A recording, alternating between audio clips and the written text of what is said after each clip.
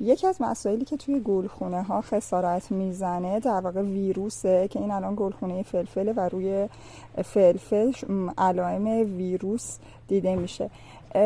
ویروس ها معمولا به وسیله ناقلین منتقل میشن. حالا اینجا سفید بالک داشته و سفید بالک ها باعث شدن که ویروس منتقل بشه. البته خیلی زیاد نیست به خاطر اینکه به موقع کنترلش کردن، ولی یکی از مشکلاتی که آفات ایجاد میکنن همین هستش که باعث میشه که ویروس ها منتقل بشن، خصوصا حشرات زننده مکنده و یا حشراتی که از شیره گیاهی تغذیه میکنن.